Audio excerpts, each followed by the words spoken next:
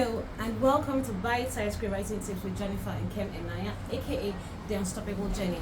We have been talking about the conflict and stakes in screenwriting, and from last week, remember I told you that the conflict is a clash between two opposing forces. Now what happens in that case? Somebody wants something, the balloon that we popped, and the opposing force, the pin or the protractor, tries to ensure that that person doesn't get what they want, and in that rumble we create conflict. However, conflict has to move your story forward. It cannot be meaningless. It cannot happen because Jennifer said it should happen. We cannot create drama for the sake of drama if it doesn't push your story forward. Now let's fall back again to Broken Hallelujah.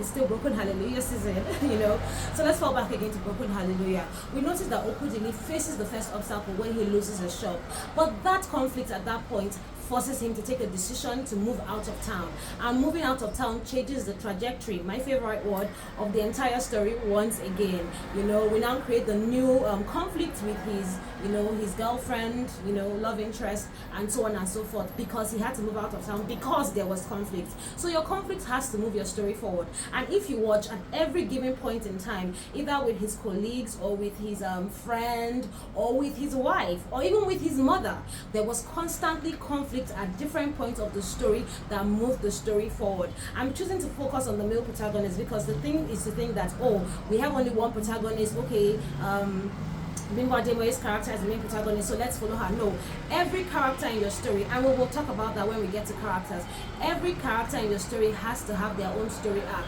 has to have their own conflict, has to have the point where they make sense. We don't just drop characters in story to create conflict unless they actually exist to make a point. Like his best friend, for instance, we needed to see that subplot where they were, interchanging ideas about what the idea of marriage and monogamy and faithfulness meant, and that was why that friend existed. So what am I saying? Conflict does not just exist to add drama, to say boss bars, hey, see, it's happening here.